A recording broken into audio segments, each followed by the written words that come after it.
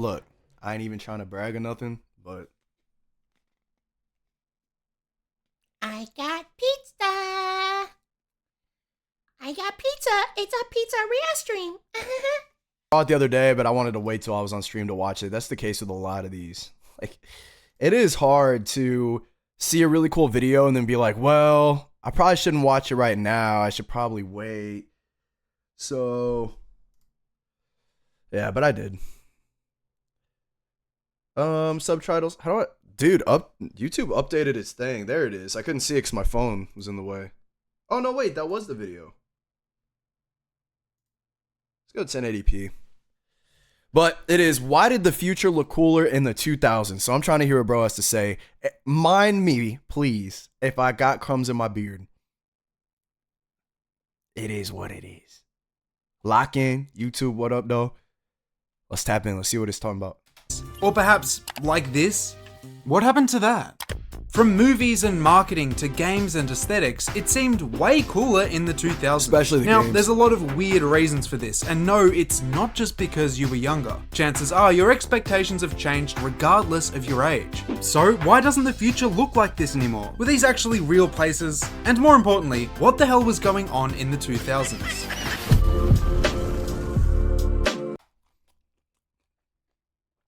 I blame Spy Kids.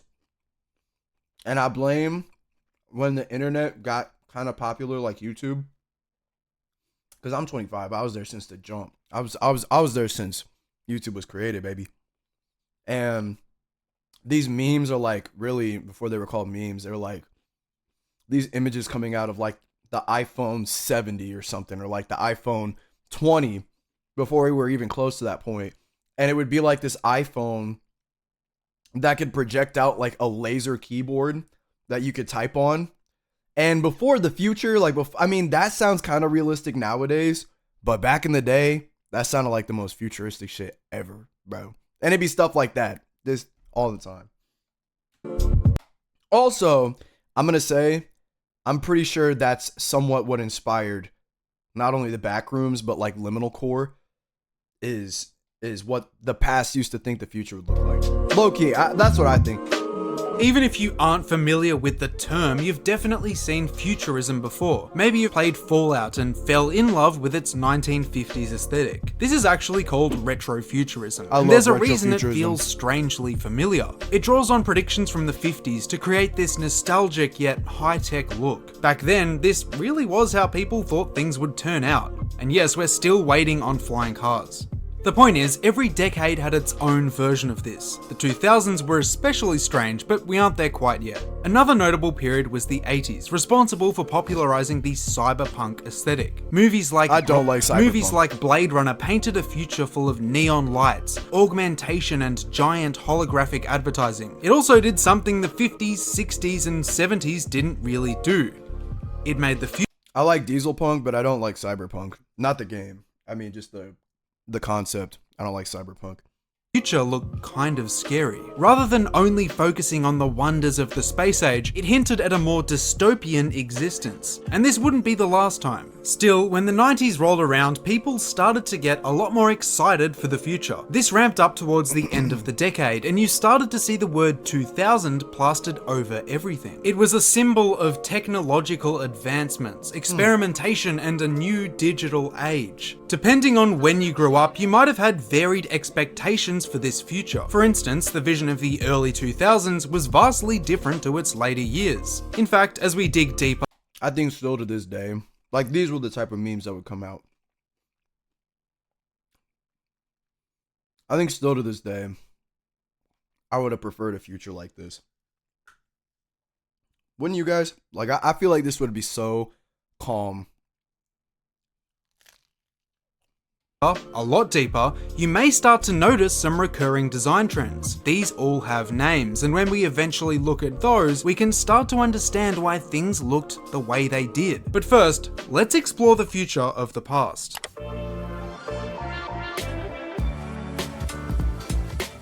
From reels to YouTube playlists, there's hundreds of videos documenting the unique visuals of the early 2000s. I mean, if you're subscribed, you'll know that I've made at least one. Anyway, a great place to start looking for futurism is commercials. Despite being only 20 years ago, you wouldn't find anything like them today. The first thing you'll notice is that everything is blue. Anything from car ads to albums was put through the same filter. The next thing you'd be asking is, why is everything chrome?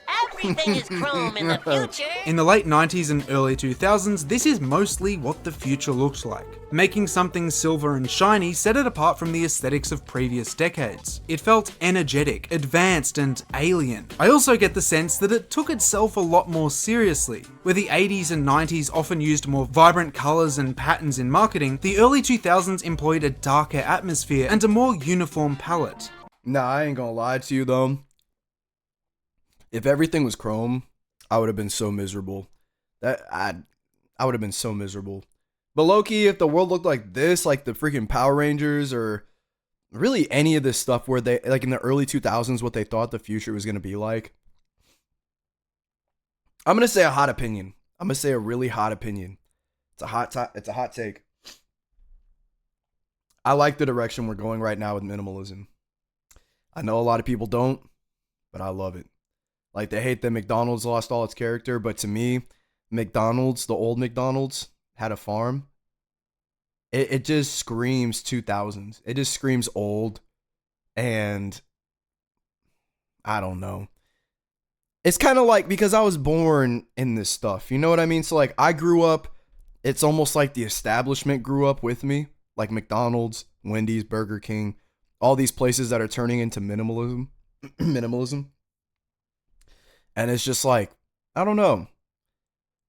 I personally like it. I also like houses that are minimalistic. I don't like the royal, I don't know, colors everywhere. You know, I don't know. That's my hot take, though, on that subject in particular. Look at 90s aesthetics like Wacky homo. they're so much more chaotic and colourful. It's worth noting that this didn't just randomly start at the turn of the millennium. A lot of what we'll be covering today stemmed from the late 90s. Anyway, this ad is a great example. The people are shown with this trippy blue scanning effect, kind of like the sonar scene in Batman. The car itself looks like it's flying through hyperspace, morphing into different trims and models. You'd expect it to be something groundbreaking, their top-of-the-line car. It's a Toyota Echo. That was an ad for a Toyota Echo. Pepsi got in on this as well, and I think their collection of ads are the best demonstrations of the style. They had it all: metallic clothing, a chrome-plated spaceship, and an overwhelming blue tint. I love to use this clip, so you might have seen this one for Pepsi Blue before. It's perfect. But this aesthetic wasn't just seen in adverts. You could spot it on pretty much anything associated with technology or gaming. And this quickly bled into real life. Have a look at Nintendo World from 2005. There's the exact same pairing of chrome and blue. Every DS is the same color, and the chairs and architecture make it feel like you're stepping into a space station. Sony's PSP Pavilion echoed these design principles. There was a long, illuminated walkway, glass pod chairs, and a blue backdrop. In the other corner, Xbox embraced the more alien aspects of these styles. Outside of its own game show booths and demo kiosks, you could see this in its menus. It feels like the interface you'd use at the helm of a UFO. Either way, at the start of the decade, this was how the future was portrayed. Chrome-plated, sleek, and surreal. This wasn't the case forever though, and if you were born a little later, and remember wanting an Xbox 720, it might have looked something like this. But that doesn't explain why things were the way they were, or how we even got there. To do that, we have to dive even deeper. We have got to the point where literally anybody can build a fully working app without knowing how to code. This is Base 44. I've kept this to myself for far too long. Just like Neo in the Matrix, I've discovered something I shouldn't have. A real-life exploit, a glitch in the system. At first, it was simple, free samples with no shipping cost, but they came and they tasted too good. So I started ordering flavors, just to see how far away I'm a quick pill. 90s cool can be seen as both a genre of film and an aesthetic, almost entirely summed up in 3 words: leather, sunglasses, and slow-mo. It can also be encapsulated in one movie, making its alternative title, The Matrix Effect, unsurprising. But why am I talking about this in a video about the 2000s? And how did three elements define an entire era? Blade, X-Men, Mission Impossible, everyone had a leather jacket. And if it wasn't a jacket, it was a latex bodysuit. A lot of this style drew inspiration from anime. Characters from Trigun, Akira, and Vampire Hunter all shared slicker, form-fitting bodysuits and of course, dope jackets. They came across as more futuristic and agile than traditional Western action heroes. This helped engineer the aesthetic shift from movies like this to 90s cool. Ripped sleeves and sweaty jungle combat were out, and gigantic coats and Oakleys were in. Across the board, everyone had crazy fits. Fashion was suddenly prevailing over utility. Hardly a shocker, but this was already being mirrored outside the big screen. Music videos were in the same boat, having more bullet time than the entire Matrix trilogy. Again, there's the shiny jackets and pants. You know, I really think that, I say this all the time, but by by implementing like futuristic, like let's just say somebody made a movie on what they thought was going to happen in the future, what people would wear in the future, and stuff like that. They made a movie like that. Okay, now you got these people in here wearing latex and jackets and Oakleys like this guy's saying. Well, really, you're just kind of wearing it now. You know, you're claiming this is what the future is going to look like, but you're wearing it now, and then especially after the dominoes fall, or like the domino effect happens, you know, and then people in music video are wearing this stuff, like trying to pretend they're in the future with their music video, and then it eventually influences society. Now you've got everybody wearing this stuff, and instead of the future where you thought it was going to happen, it's really just happening now. You know what I mean? I don't know. And the blue I don't even know if that makes sense. tint we mentioned earlier. If you're It does more to me. familiar with games, look back at Deus Ex, Perfect Dark, and Mortal Kombat 2. All of those came out in the year 2000, showing that the style was still going strong. Setting-wise, they also shared similarities. Much like The Matrix, they were often in dystopian cities and environments, with advanced technology and weapons. JC Denton from Deus Ex is just a copy and paste of every 90s cool ancestral tenant. Slicked back hair, cold demeanor, and a long-ass jacket. In his own words, Just like the movies. the reason this look was so popular was extremely simple. It just looked cool. That's it. Technology and hacking were represented by shifting lines of code, sleek gadgets, and outfits. It felt like a fitting visual language for this new reality. Edgy, fashionable, and shiny. I've included it here because it set the stage for a lot of what's about to come, and was heavily influential up until the mid-2000s. With that being said, let's continue on and see what we find.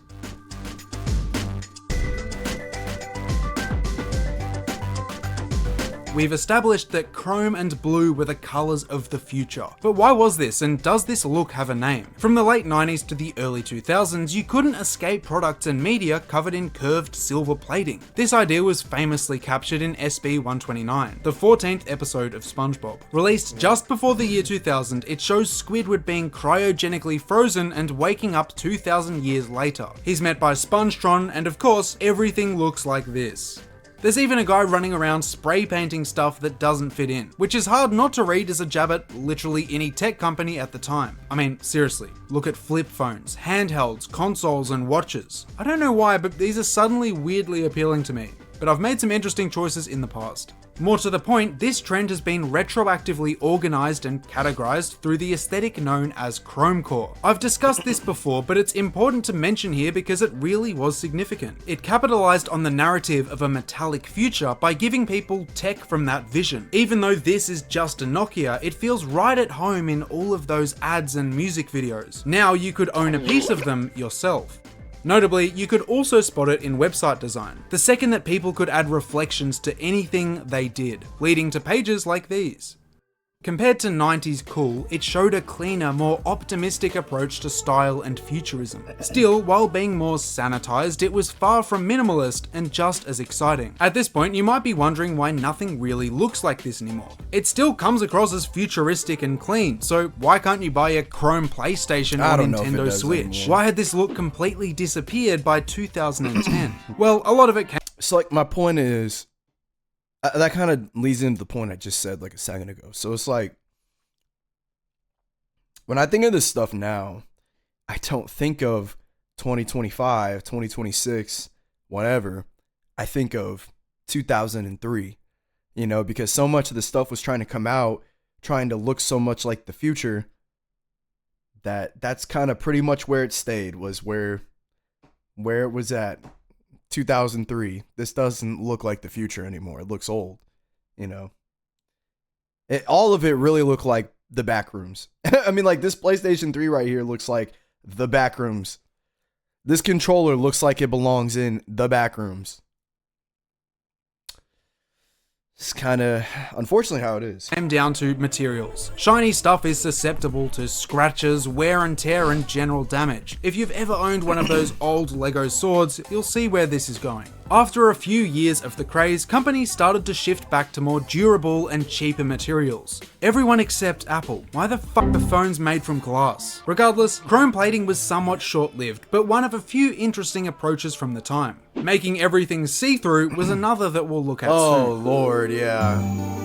That was a fun time though. 2000s futurism wasn't always aggressive and metallic. Many distinct aesthetics branched out and took on a softer, more abstract approach. There's a couple that fall under the Gen X name, with the most notable being Gen X Soft Club. While often overshadowed by things like Frutiger Aero and Y2K futurism, I think it still looks really clean, and I'd be surprised if you haven't seen it before. It usually depicts naturalistic, distorted urban environments, train stations, skylines, and so on. Cool blues and greens were the most common colours, highlighting a future that was clean yet fresh and organic. Nostalgia was embraced and blended with futuristic optimism. The result is an aesthetic that's calming, nice to look at, and kind of hopeful. While you could see it in everything from concept art to architecture and advertising, the best examples are on albums. Blur, The Madding Crowd, Midnight Drive, and Music for Airports use similar elements and techniques. The aesthetic was only categorized more recently, and the name is pretty self-explanatory. At the time, the target audience was young adults, or Gen X, and it romanticized club and urban life through this softer lens. It was more mature and refined than the bubbly chrome look, but still interesting enough to look at. That and the growing technology industry in the late 90s are generally credited as the reason this style exists. Even more interesting is the fact that a lot of people are still using it today. CFCF's Memoryland album cover captures the style excellently, and there's been a renewed interest in it that's nice to see. Now, this is— I originally ended stream because, holy shit, my phone battery was low. It was on 1%, and I was trying to stream with my phone battery on 1%, and then I think it died because the charger that it's sitting on, this is my camera, by the way, is my phone, and it died while on the charger because it was only at 1%, and the charger that it's on right now is not with gang, bro. That shit is not comp. So I just ended stream and said I was gonna come back. I'm coming back when it's at like 50% or above. It doesn't lose charge, but it doesn't really stay charged either. And I think when it was on 1% and it was trying to run the camera and be charged at the same time, it just wasn't having it. So now it's charged. Now we're good. Anyway, let's continue the video, gang. I'm also going to go back to that game too, because as I was off stream, I low-key was really thinking about that game. It's really fun. Like, it's actually kind of a fun game. I like it. For the unks among us, but there's another aesthetic with the Gen X moniker that preceded Soft Club, and it's definitely worth quickly looking at. Corporate Cyber utilized a similar amount of nauseating motion blur, although being much more unruly and chaotic. The only consistency across these ads is that nothing makes sense. Another key difference was the time period. Corporate Cyber was more of an early 90s thing, whereas Soft Club landed in the latter years of the decade and leaked into the mid-2000s. You'll notice that the former is more abstract. CGI is used more heavily with more varied degrees of success, and there's a lot more colors at play. I want to finish— There is a bird outside my window that has been barking all day long. I want to finish this section with an open letter to Gen X. If we apologize for cancelling Eminem, can you please bring back this style? Y2K, baby.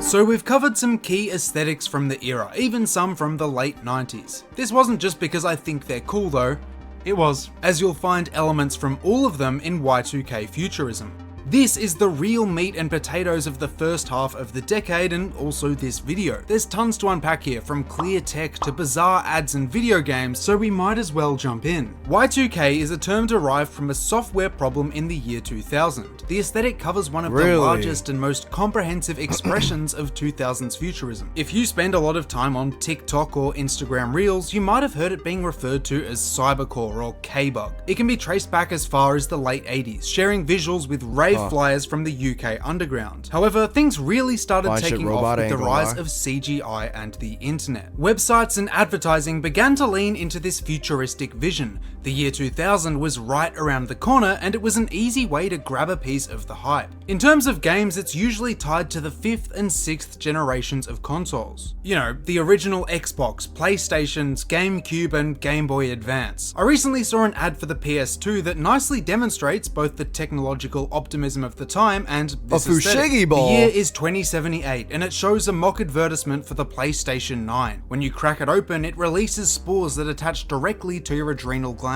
Several shots have the same vibe as The Matrix, which makes a lot of sense as they were pretty much created at the same time. The ad closes with the PS2 logo and 2 words: the beginning. The angle here is pretty... Why that kind of tough though? I ain't gonna lie, that's kind of tough. That's kind of tough. Clear. Like a lot of things in this video, you're being sold a piece of the future. Even if just a taste, it's a method of marketing that makes the product feel advanced and exciting. Just like the PlayStation, the Xbox felt like it belonged in this future. And for just $2.99, so could you. Better yet, plugging in a game didn't bring... The fact that the OG Xbox was $2.99 is actually diabolical. That's crazy. For 2001, like some consoles are $2.99 today. $2.99 for the OG Xbox in 2001. I feel like that's like adjusted for inflation. That's like, I'm probably be about $600 today. $700.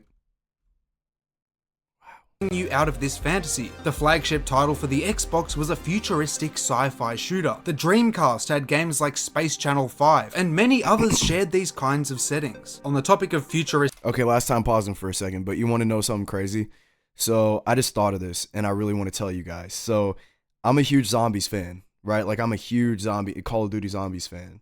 Up until about Black Ops 3, probably. Like the end of Black Ops 3. I love Black Ops 3.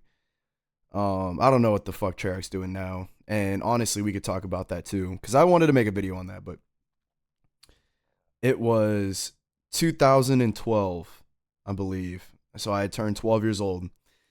And for my birthday, my mom blessed me. I mean, blessed me. Because not everybody is anywhere as fortunate as I was as a kid, for sure.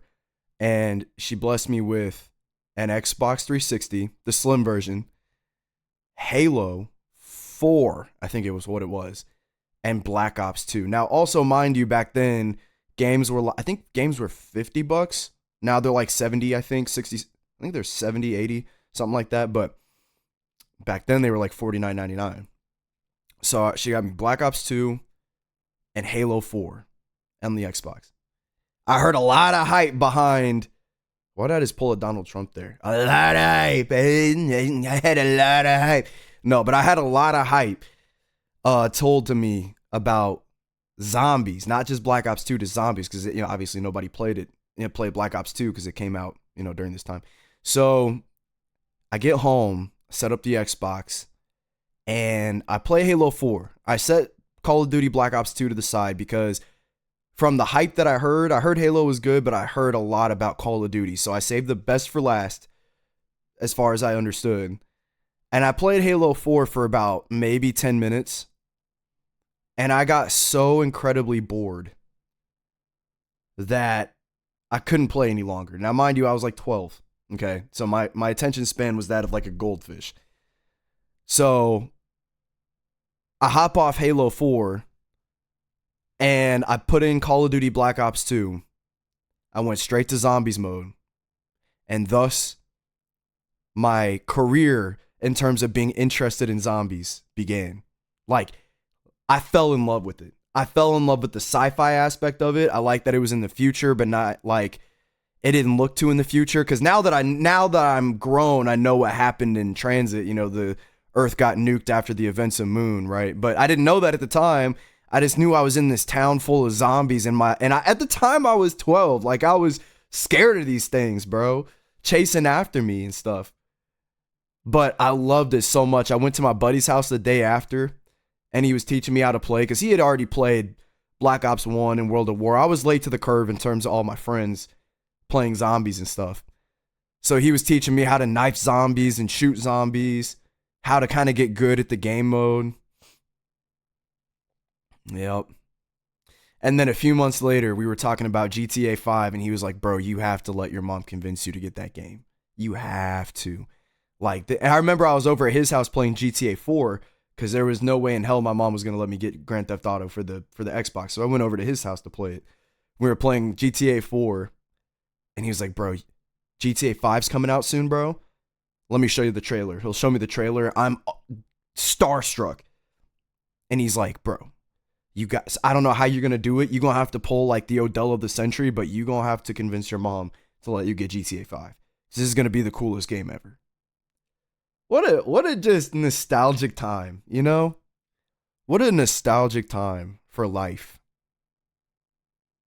Just life in general, bro. That same guy, that same friend of mine, he is now married, makes great money, I'm pretty sure, because he went to college. He had a great college degree. He just proposed, I think, like earlier this year. He's getting married, bro. Yep. His name's Edgar. I hope that dude doing good. I know he's doing good. Bro's probably living the life crazy. But anyway, yeah, it was just a little throwback I wanted to say, just because, like, it's just so crazy how the Xbox went from what it was then to what it is now. And just like what life was like back around this time. I mean, 2012, it's kind of in the same era. Not quite. It's a little in its infantry steps out of that era, but close enough to where I felt like I wanted to tell that story. This is a really, really fun story.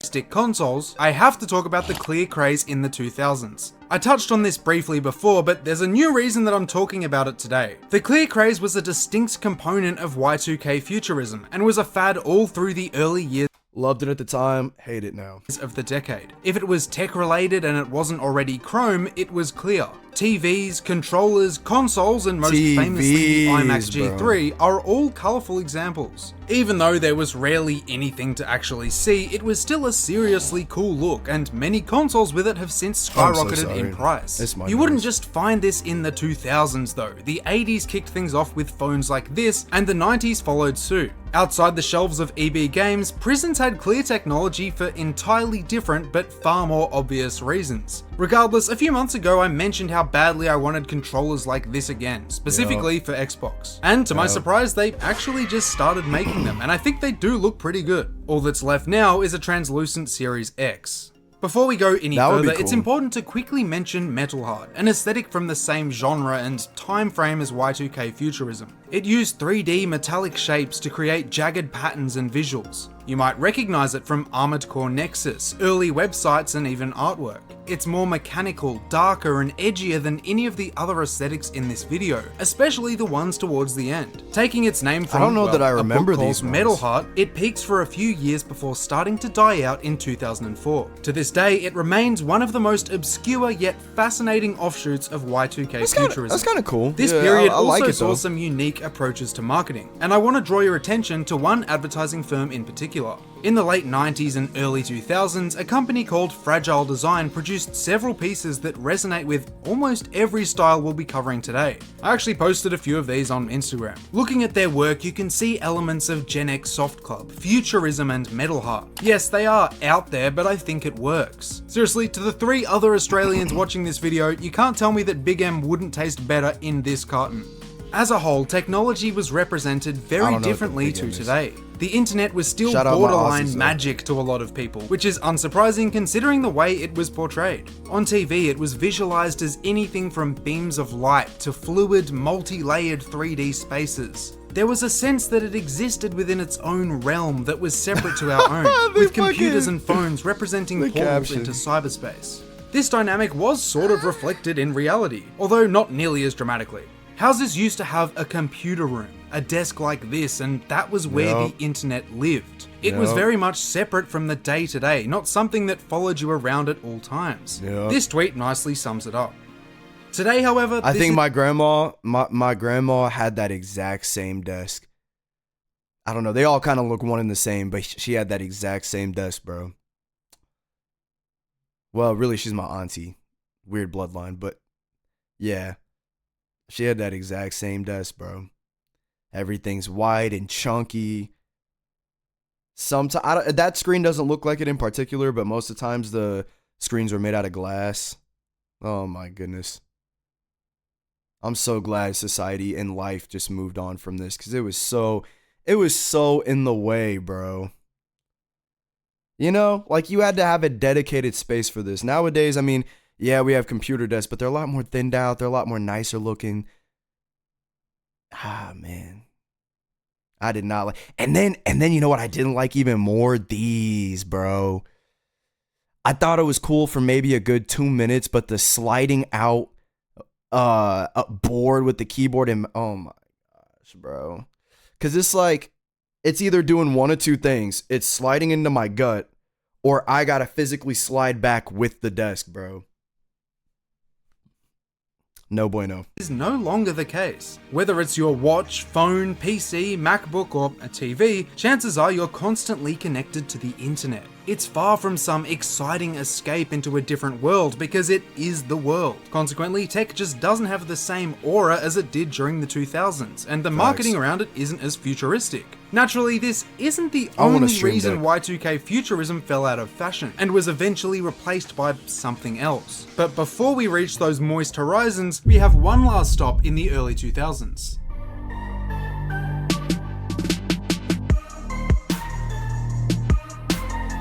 Yeah, I was way too young to know what fashion looked like Shoes, in the 2000s. glasses, and this watch is all I'm wearing right now. Fashion in the 2000s wasn't always futuristic. I'm assuming all the women looked like Britney Spears and all the dudes looked like,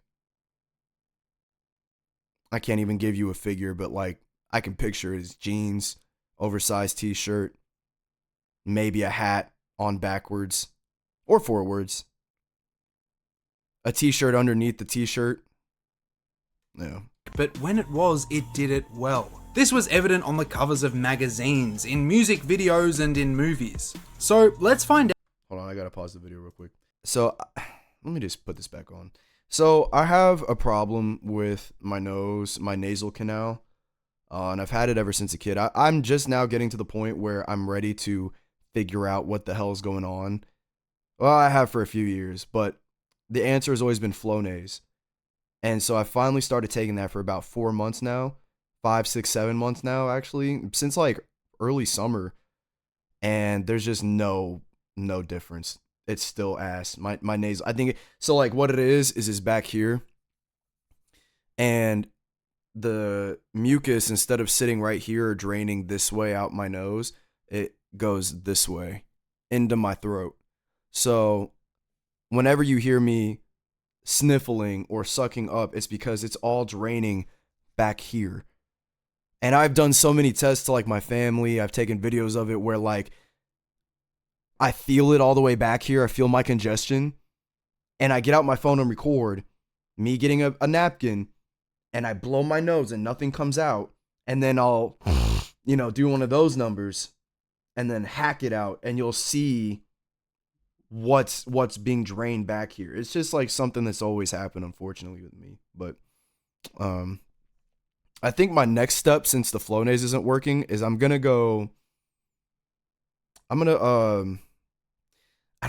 even know what you call it. It's like this thing where you squirt it through your nose and then it goes in your nose and out the other side. And I may try that next, but if that doesn't work, dude, I don't know what in the Lord's sweet, amazing, gracious name I'm gonna do. But 1 second though, I'll be right back. Making sure everything's cool. Out why it looked like that and where it went. Remember when every artist filmed their videos inside a cheese grater or some huge industrial washing machine? I like If the this answer era. is yes, you'll also remember when they dressed like this. There was a 5-year-long shiny pants competition with no winners and countless victims. Whatever happened Still, to Vivo, some did man? get pretty close to the title. Mark Nelson in 15 minutes was up there, but had a disturbing lack of Oakleys. B tier. Next up, Busta Rhymes, What It Is. Busta Rhymes, undoubtedly a GOAT, but did he deliver in this music video from 2001? Honestly, I'm thinking, yes. There's shiny pants, ambiguous chrome blobs, ambiguous chrome people, Bro did glasses, it all. and at 1 Shout out minute Busta, 55 bro. seconds, he starts doing this. S tier.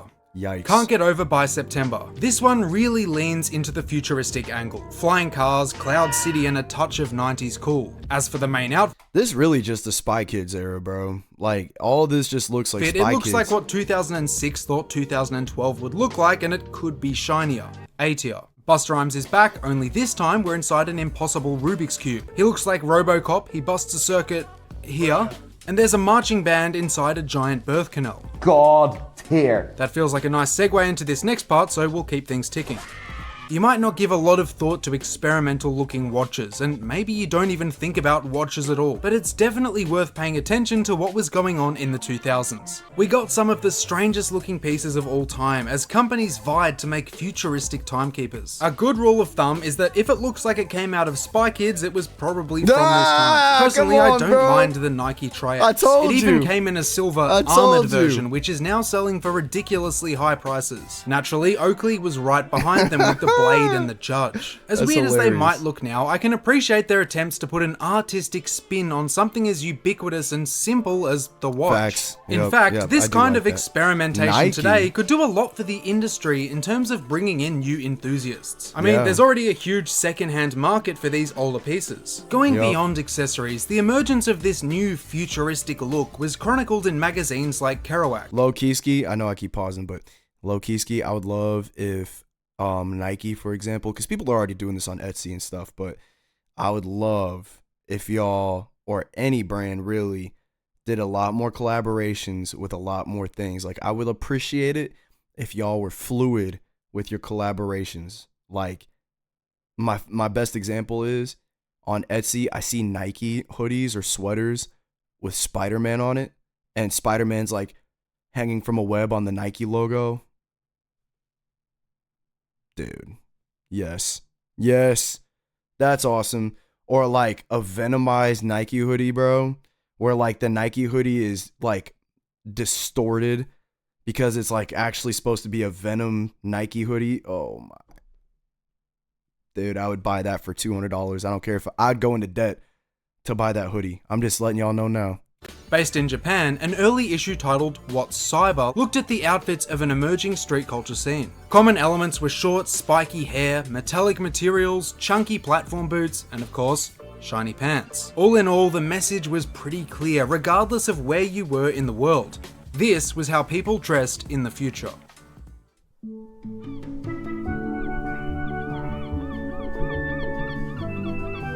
I don't remember Fruitiger era this is one. still massive, and I've been fruitigooning to this for the past week. If you've run out of material, you're in luck, because we're about to take the biggest deep dive into the aesthetic so far. We're gonna find out what it really was, why so many people call it the future we were promised, and where exactly you might remember it from. I see a lot of reels showing these amazing futuristic interiors, and I've always wondered how many of those were ever real places. Later on, we'll check those out as well, because I found some genuine locations that were easily wow. more bizarre than any concept art. Anyway, the 2000s futurism we've covered so far was very much influenced by the 90s. All of the chrome blue utopias that peppered corporate design was sparked by the— What the fuck was that? Was sparked by the hype for the year 2000. Those four numbers alone represented massive innovation and change, and the world did get both of those things, it just didn't anticipate how. As the new millennium ticked over, people's attitudes started to shift. As put by Mike Grindle, it's likely that Y2K aesthetics disappeared because the cultural zeitgeist that made them no longer existed. Things like 9/11, the war on terror, and the bursting of the dot-com bubble made it increasingly difficult for such an idealized future to resonate with people.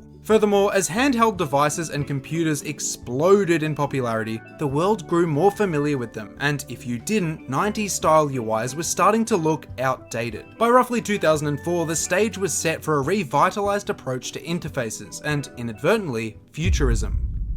Corporations knew they needed to sell us something fresh, tangible and optimistic. Reducing the gap between technology and nature seemed to be a logical place to start, where Y2K futurism portrayed tech as if it were part of some distant space-age future. This new style meshed it with existing concepts and environments. This contributed to the narrative of eco-futurism, which you're likely familiar with if you grew up in the late 2000s. But we'll unpack that more soon. Back to basics, the first signs of change were the introduction of skeuomorphic designs in Mac OS X 10 and the original Windows Longhorn, around 2001 to 2004. Their icons aimed to be more intuitive to users of every age and skill level, incorporating 3D elements that were glossy and rounded. This philosophy and the associated design language have been retroactively named Frutiger Aero.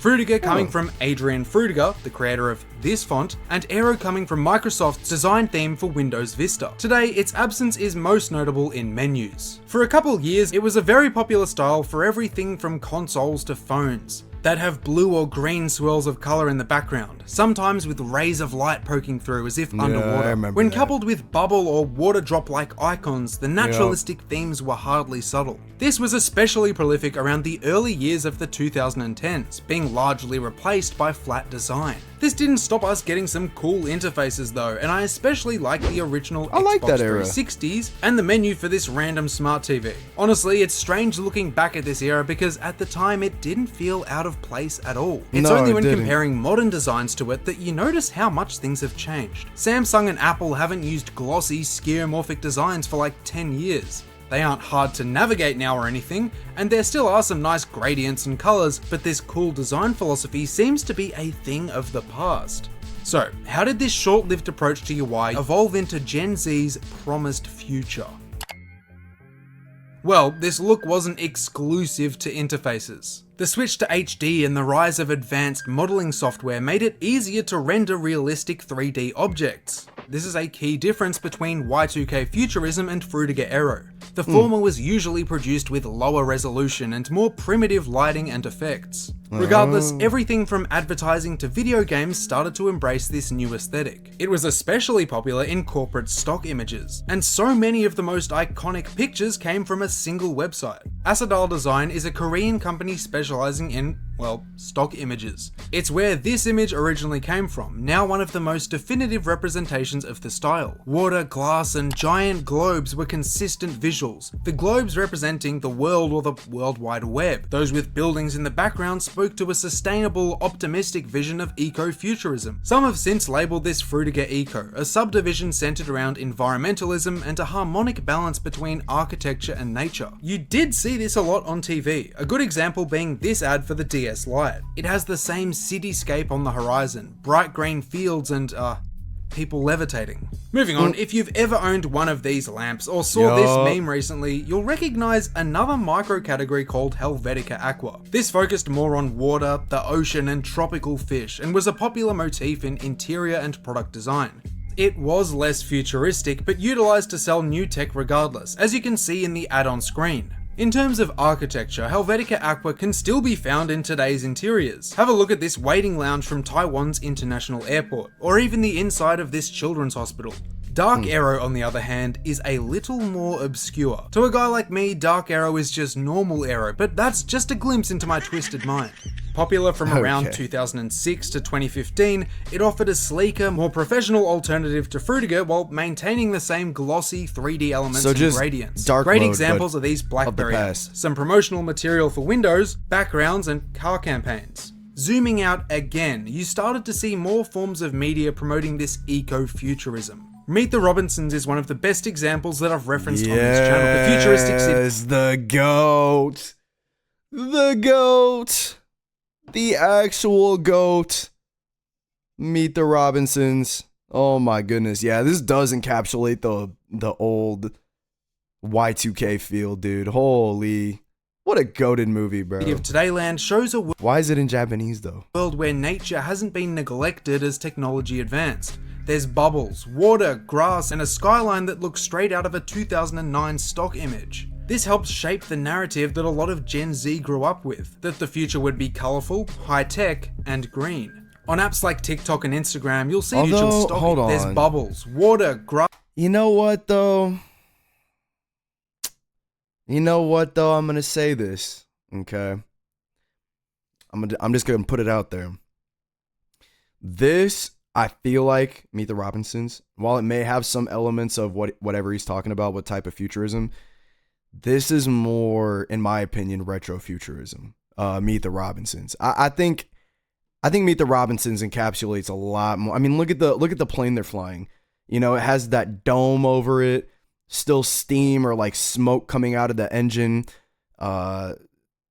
Who's help? I can't remember the names, but this kid's dad. No, this kid in an alternate universe, but grown up.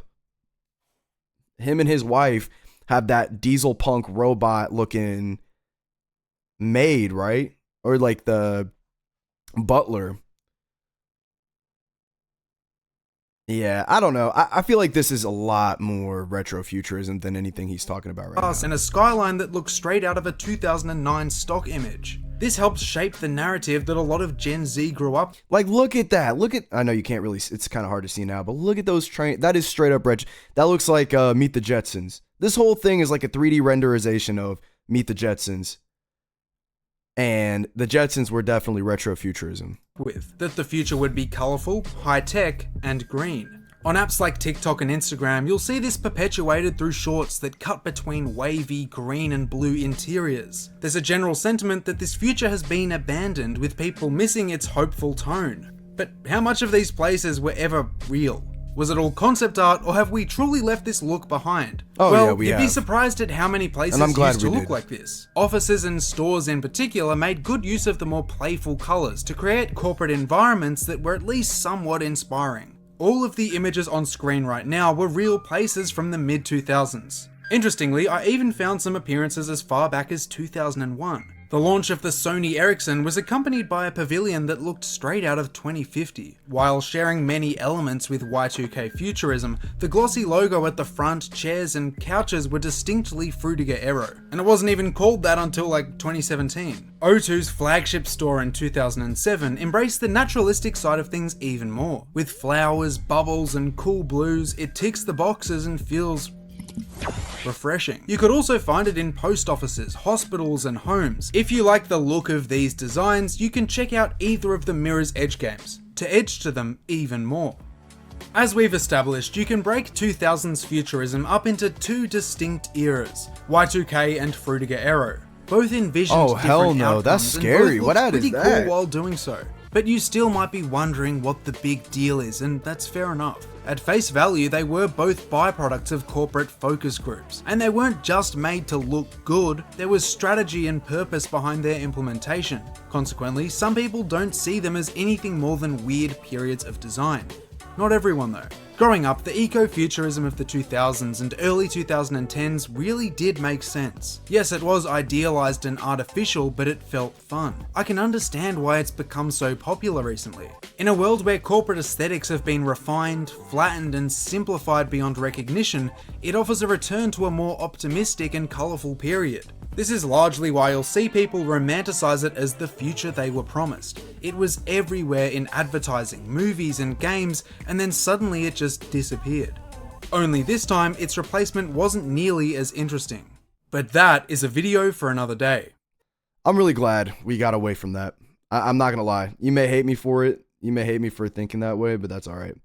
I am actually really grateful we got away from that like bulky, weird era where everything is just kind of cluttered, because it really does give a vibe of like old, because we've been there, done that, you know. And I don't know, I like minimalism, I really do. Some people don't like it because they believe it's like corporations trying to do the bare minimum and still making a lot of profit from it. And actually, I honestly don't disagree with that.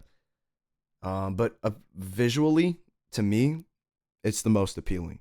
I remember for a long time, and this is in like the late 2000s, up until now even, I mean, look behind me, but the vibe was lights, like LED lights everywhere.